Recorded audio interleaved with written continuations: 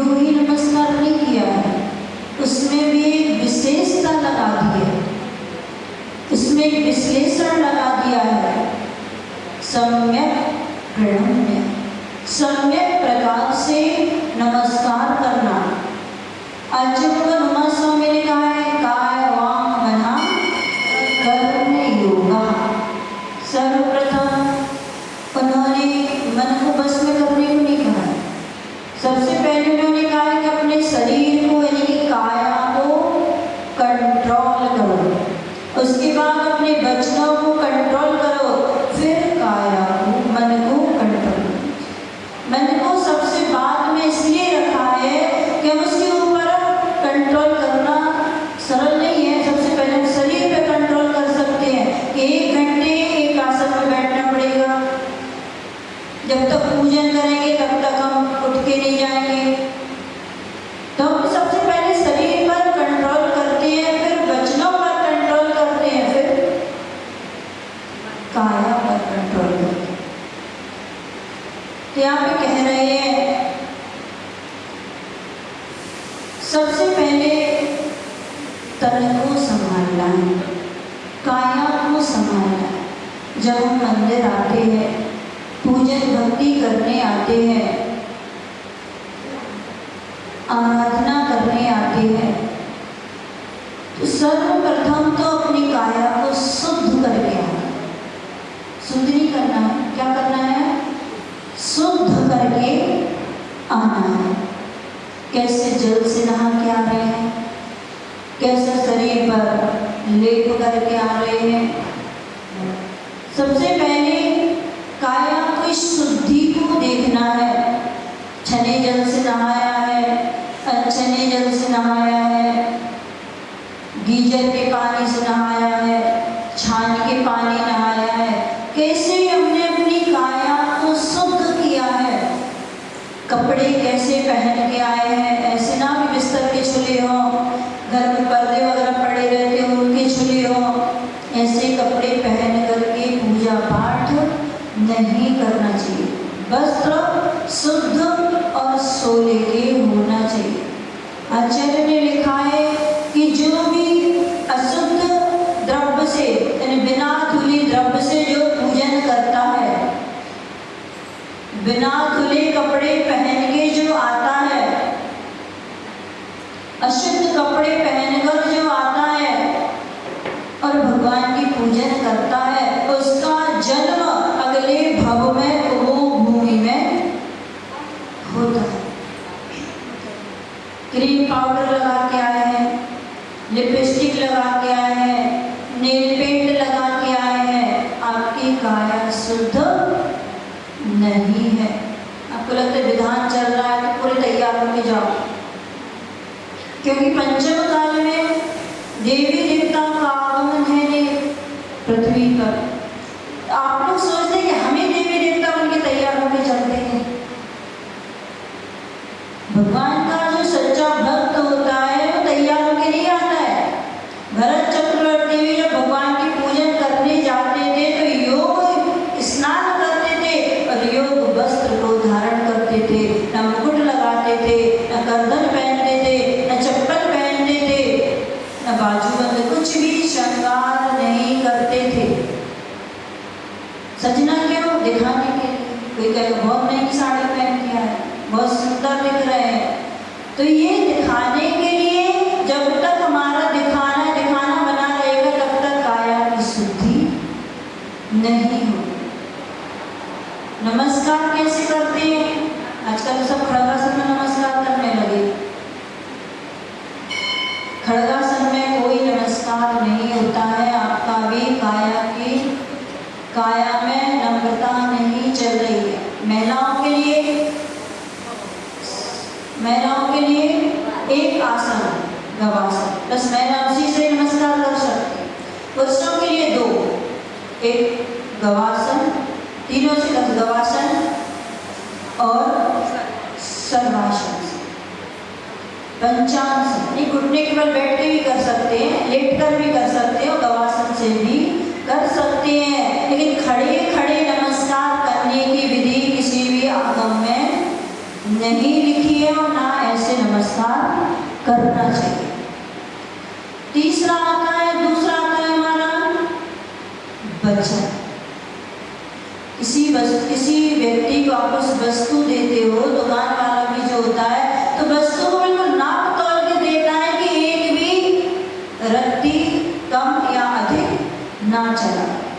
ऐसे ही हमें अपनी वाणी को भी नाप तोल कर बोलना चाहिए। मैं आपको पहले भी बता चुकी हूँ कि हमारे आयु के हिसाब से जितनी हमें जीना है उसके हिसाब से हमारे लिए वचन वर्गणाएं प्राप्त हुई है। और यदि हम वचनों को अनर्गल बोल करके, बुराई करके, बोल कर उनको समाप्त कर लेंगे और आयु अधिक बनी रहेगी तो अंत में फिर कोमा में चले जाते हैं, बोल बंद हो जाता है, शब्द निकलना बंद हो जाता है। इसके बाद चलते हैं मन को कंट्रोल।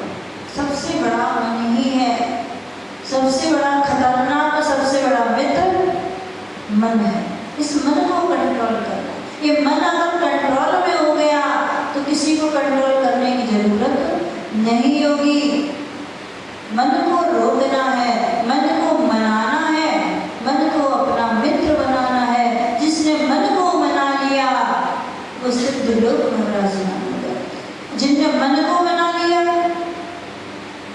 कुछ लोगों को मन मनाता है और कुछ लोग मन को मनाते हैं।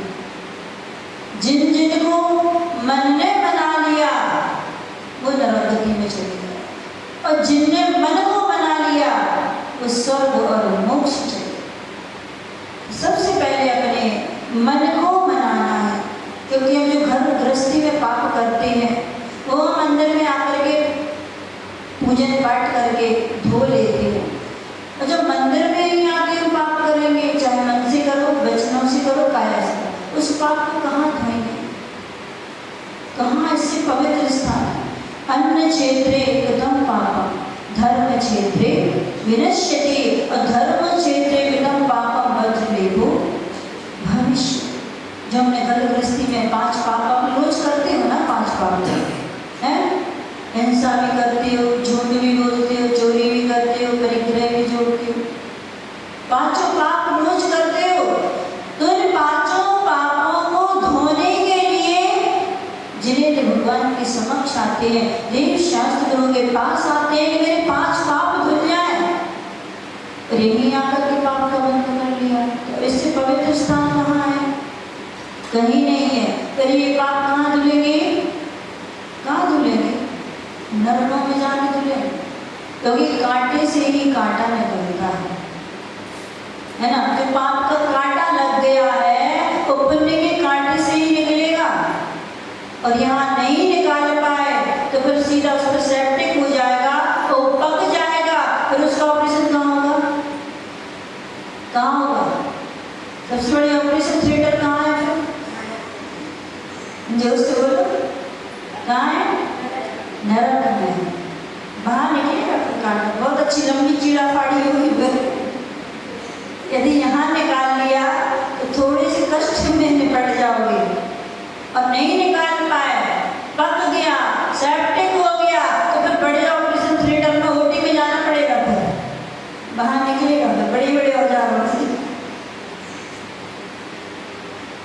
है ना। तो हमें ऐसे पाप को, जो घर गृहस्थी के छोटे छोटे पाप हैं उनको यही धो देते। शावत लेस्यो बहुपुण्य रासो, सावत लेस्यो बहुपुण्य रासो। जब हमने बहुत बड़ी गृहस्थी में पाप किया है और भगवान की भक्ति रूपी अमृत से वह पाप हमारा शांत हो जाता है। तो मनस्य कम वचस्य कम काये कम महात्मना, जिसका मन एक है, वचन एक है, शरीर एक है, वह महात्मा है। मनस अन्यत वचन अन्यत काय अन्यत दुरात्मना। जो मन से कुछ और सोचता है, वचनों से कुछ और बोलता है और काया से कुछ और ही चेष्टा करता है, वह कौन है? दुरात्मना, पापी है।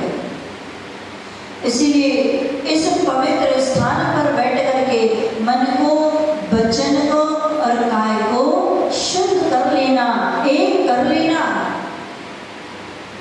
एक पहाड़ी पर एक वेश्या रहती है और पहाड़ी के नीचे मंदिर में एक साधु महात्मा रहते हैं।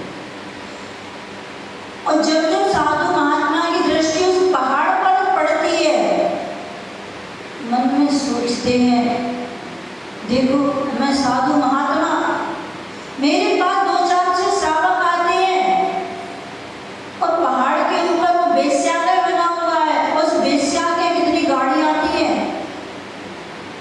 सेठ लोग आते हैं वहां पर, कितनी अच्छी है वो वेश्या।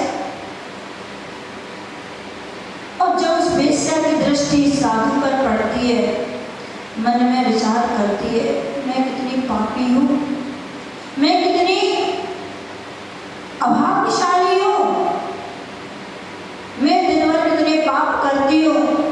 साधु महाराज तो देखो आराम से भोजन करते हैं और अपना धर्म ध्यान में लगे रहते हैं।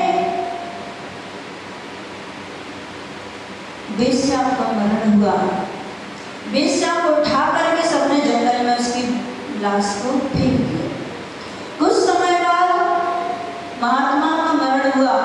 महात्मा के शरीर के लिए सुंदर सुगंधित चंदन की लकड़ियों से, घी से उनका दाह संस्कार किया गया। मरण करके साधु नरक चला गया, मरण करके वेश्या स्वर्ग चली गई। क्यों? क्या कारण हुआ? कारण क्या हुआ? भावों का कारण हुआ। भाव उस वेश्या के उत्कृष्ट थे कि मैं अपनी निंदा आलोचना करती थी, और साधु उस वेश में होकर के भी मन उनका पाप रूप था।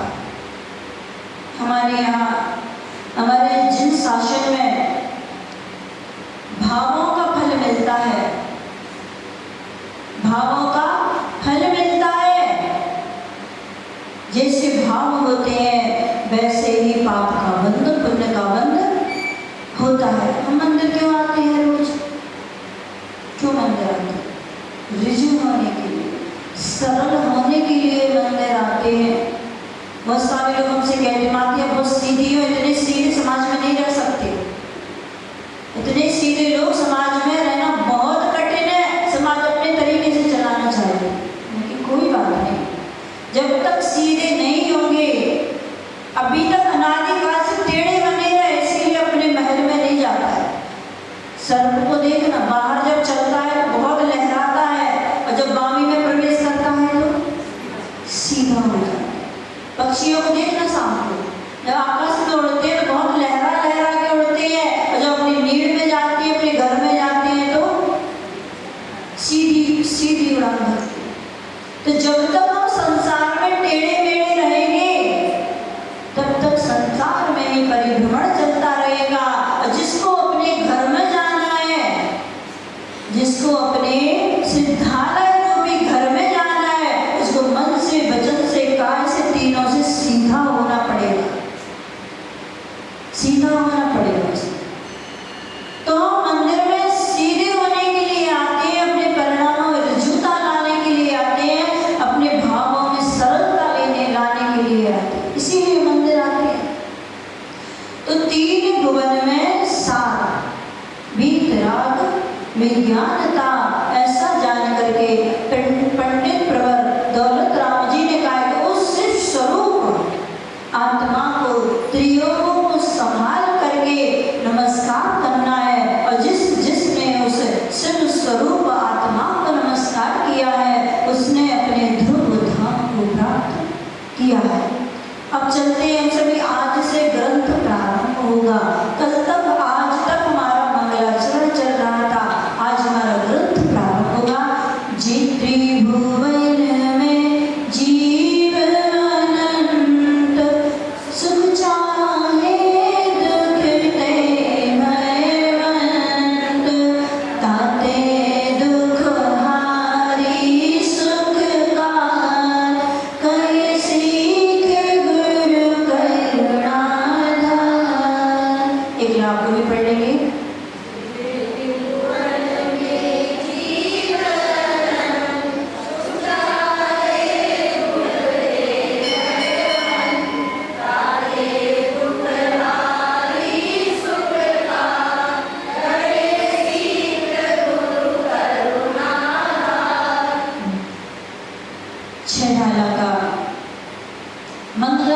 जब पूर्ण हुआ, मंगलाचरण के माध्यम से हम सभी ने जाना, पहचाना कि वह शिव स्वरूप क्या है और उस शिव स्वरूप को हमें कैसे प्राप्त करना है।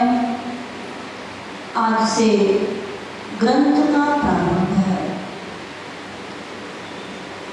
देखेंगे हम इसमें जीव त्रिभुवन में जीव अनंत। त्रिभुवन सभी को समझ में आ गए, कैसे त्रिभुवन है, कहाँ पर त्रिभुवन है, किस आधार पर त्रिभुवन है। बात बदल, हवा होती है ना, हवा, बात माने हवा, हवा के आधार पर वो कहीं रखे नहीं है। जो तीन भुवन है कि रखे नहीं है, ये ऐसे हवा में है। उनकी मोटाई कितनी है? 20,000 योजन चौड़ा है, लंबा है, इतनी मोटी मोटी सी दीवार है। तो ये जो तीन भुवन है ये हवा में, बात बनाने की हवा में है। कोई इसका बेस नहीं, कोई टेबल पे नहीं रखा है, कोई नींव नहीं है इसकी। तो पंडित प्रबल दौलत राम जी ग्रंथ के माध्यम से कहना चाहते हैं कि संसार कैसा है। मैंने आपसे कहा था कि ग्रंथ के माध्यम से हम यहाँ पर बैठ करके तीनों लोकों की यात्रा करेंगे। इस त्रिभुवन यानी कि तीन भुवनों में, तीनों लोक में जीव राशि, आत्माएं, जीव ठसाठस भरे हुए हैं। कैसे भरे हैं? ठसाठस भरे हुए हैं। जैसे मूंगफली का दाना होता है ना, उस मूंगफली के दाने में तेल कहाँ पर होता है? सर्वांग में होता है। मूंगफली के दाने में तेल हर जगह होता है।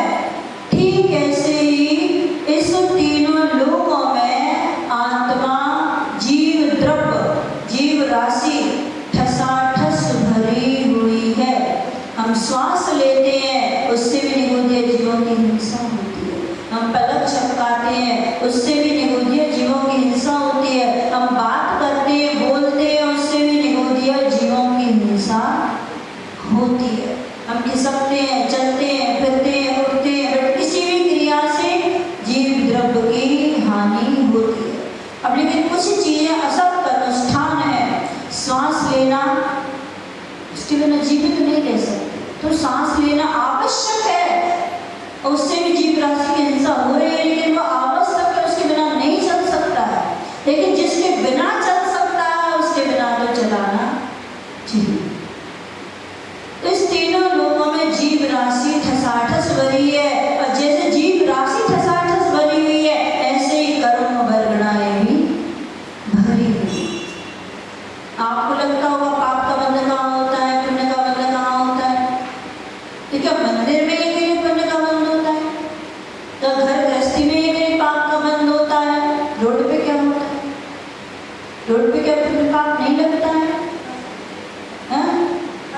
रोड पे जब आप चलते हो तो वहां पुण्य पाप नहीं लगता है क्या? लगता है। जैसी हमारी शरीर से क्रिया चल रही होगी उस रूप होगा। जैसे बच्चों से बात करते जाएंगे, बुराई करेंगे या फिर धर्म की चर्चा करेंगे, मन से हम किसी के बारे में बुरा सोचेंगे, अच्छा सोचेंगे, तो उस रूप हम कहीं भी हो, दुनिया के किसी भी कोने में चले जाना, वहां आप कर्मों से नहीं बच सकते हैं। आप सोचोगे हम 2, 4, 10 कमरों के अंदर जाके जाके जाके वहां जाके पाप कर ले, किसी को पता नहीं चलेगा। ठीक है, दुनिया की नजरों से छुपा लोगे तो क्या पाप वहां बंद नहीं हुआ? हुआ। पाप का बंद वहां हुआ है, किसी को पता नहीं चला है कि आपने पाप किया है, लेकिन उसका जब फल मिलेगा तब सबको पता नहीं चलेगा। पाप का फल जब आता है तो दुनिया को पता चलता है। आप किसी ज्योतिषी के पास मत जाना पूछने कि मेरा भविष्य क्या होगा, मेरा भविष्य क्या होगा। हम बता दे आपका भविष्य क्या होगा। आज जो हमारा वर्तमान है, आज जो हमारा वर्तमान है, जैसी हमारी क्रिया है, जैसी हमारी चर्या है, वो हमारा भविष्य है। क्या था, हम पूर्वों में क्या थे, क्या किया था मैंने। तो आज जो आपको प्राप्त हो रहा है, आप जैन कुल में आए हो, संपन्न परिवार में आपका जन्म हुआ है, देव सतगुरु के पास आने के भाव हो रहे हैं, तो मान के चलना कि पिछली पर्याय में आपने बहुत पुण्य किया होगा, इसलिए आपका आज वर्तमान अच्छा है। और जो हमारा वर्तमान अच्छा बना रहेगा तो हमारा भविष्य भी अच्छा होगा। कहते ना जैसा करते हैं वैसा फल मिलता है। आज जो करेंगे हमारा भविष्य बनेगा, जो हमने पूर्व में किया था हमारा वर्तमान बना। किसी से पूछने मत जाना, हाथ देख लो क्या होगा हमारे हाथ में, हमारे हाथ की लाइन देख लो, लकीर देख लो, हमारी भाग रेखा देख लो, क्या दिखाना, कुछ होने वाला नहीं है इससे। और जिनके हाथ भी नहीं होते वो भी जीते हैं, खाते हैं, सोते हैं, जन्म लेते हैं, अपना जीवन यापन करते हैं। तो हमारे जो हाथ की रेखाएं होती हैं ये हमारे पुरुषार्थ से बदलती बनती रहती, जैसा पुरुषार्थ करते वैसे बन जाते, नहीं करते तो टूट जाते। जिसके हाथ में बहुत ज्यादा लकीरें होती हैं, रेखाएं होती हैं, उनका जीवन संघर्षमय होता है। जिसके हाथ में जितनी कम और लाइट रेखाएं होती हैं उसका जीवन उतना अच्छा होता है। सब हाथ देखने लगे।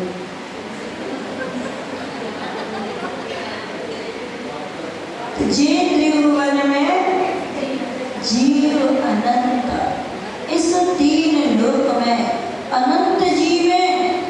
वो अनंत जीव जो है वो क्या चाहते हैं, आप क्या चाहते हो, पहले तो आप सोचो क्या चाहते हो, सुख चाहते हो। जब सुख चाहिए, सुख चाहते हो, और डर किससे लगता है, कितनी अच्छी बात है। सुख चाहते हो और दुख छोड़ना, दुख से डर लगता है और सुख प्राप्त करने की सोचते हो, काम करते हो वैसे। सुख प्राप्त करना है तो सुख प्राप्त करने के लिए सुख जैसे काम भी तो करो। सुख आत्मा की जो 47 शक्तियां हैं, उन 47 शक्तियों में एक सुख शक्ति भी है, जो हमारी आत्मा में कितना सुख है, हैं? आत्मा में कितना सुख है, अनंत सुख है। लेकिन हम इंद्रिय जन खुशी में, इंद्रिय जन खुशी में सुख मान लेते, जो इंद्रियों से प्राप्त होती है। अब बहुत तेज भूख लगी, आपको बढ़िया सुंदर भोजन की थाली लगी मिल गई, क्या हो गया, सुख मिलता है कि आनंद मिलता है कि खुशी मिलती है, क्या मिलता है, सुख मिलता है, आनंद मिलता है कि खुशी मिलती है। हम उस खुशी को सुख मान लेते हैं, हम उस खुशी को आनंद मान लेते हैं। खुशी नहीं है, खुशी है, आनंद नहीं है, सुख नहीं है। सुख वह होता है जिसके बाद फिर दोबारा दुख की प्राप्ति ना हो। सिद्ध भगवान के पास कौन सा सुख है, अनंत सुख है। ऐसा सुख है, ऐसा सुख है कि उनके सुख की कभी भी अंत होने वाला नहीं है। और हमारे इंद्रिय जन खुशी मिलती है, हम उसको सुख मान लेते हैं, उसके बाद फिर दुख हो जाता है। 1-2 घंटे बाद भूख लगने लगती है, बहुत धूप से चल के आते हैं, फ्रिज का ठंडा पानी मिल जाता है, आनंद आ गया। आनंद नहीं, जो आत्मा से उत्पन्न होता है वह आनंद होता है, जो इंद्रियों से प्राप्त होता है वो आनंद नहीं होता, क्योंकि 1-2 घंटे बाद तो प्यास लगने वाली है, लगेगी ना। तो ये सुख नहीं है, सुख तो हमारे अंदर है, सुख का झरना तो हमारे आत्मा में बह रहा है।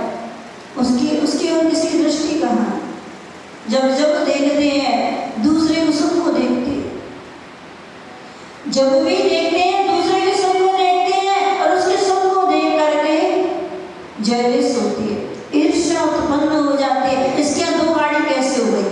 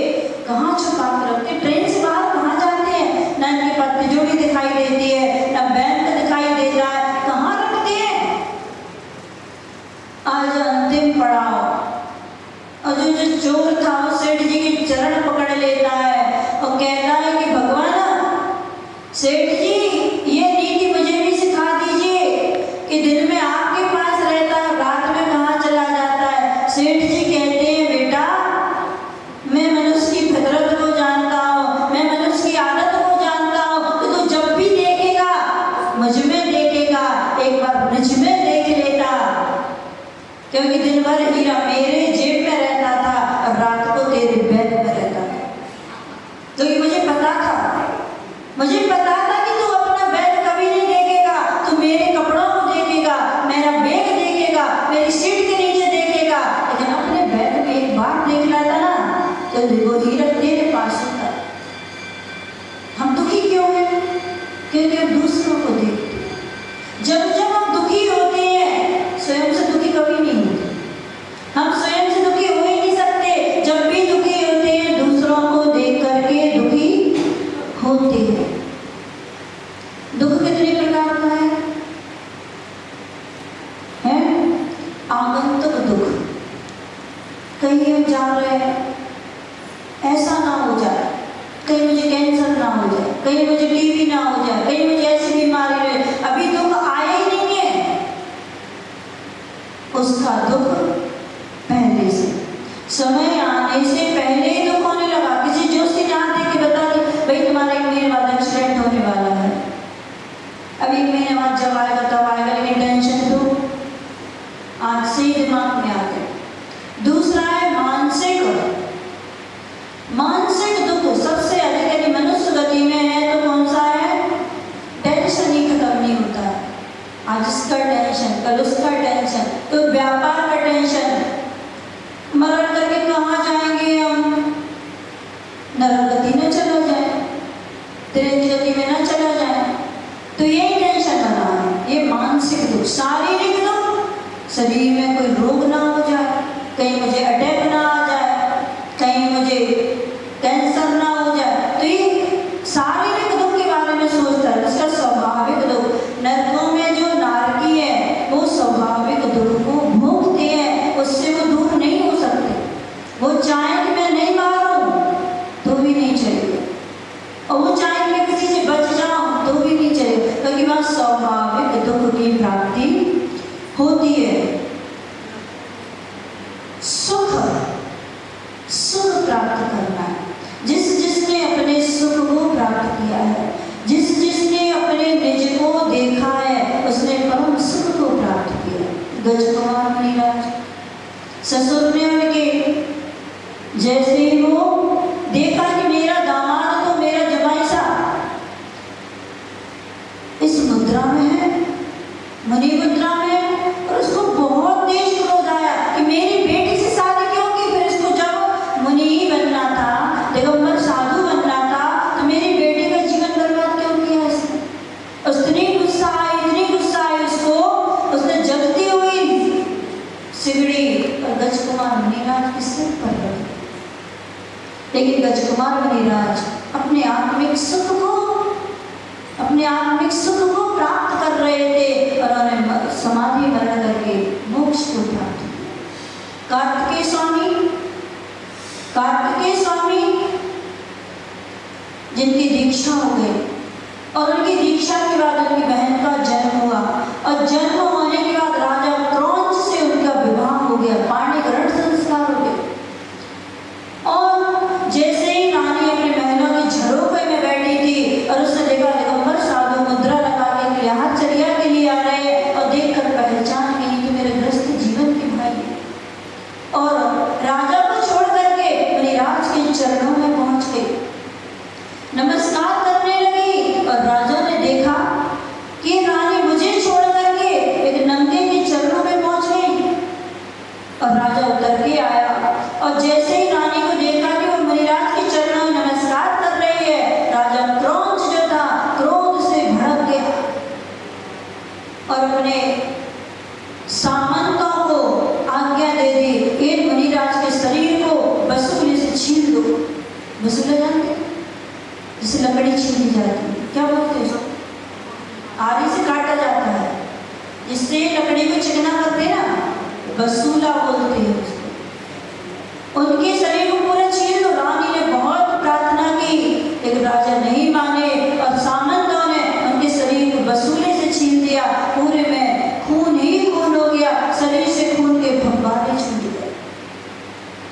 इधर वो शरीर को छील रहे थे, कार्तिकेय स्वामी कर्मों को छील रहे थे और उन्होंने अपने आत्मिक सुख को प्राप्त करके सिद्ध गति को प्राप्त कर लिया। तो सुख चाहे दुख दे, भयवंत हर आत्मा हर जीव सुख चाहता है और दुखों से भयभीत रहता है। उन दुखों से हम कैसे छूटे? कौन छुड़ाने वाला है?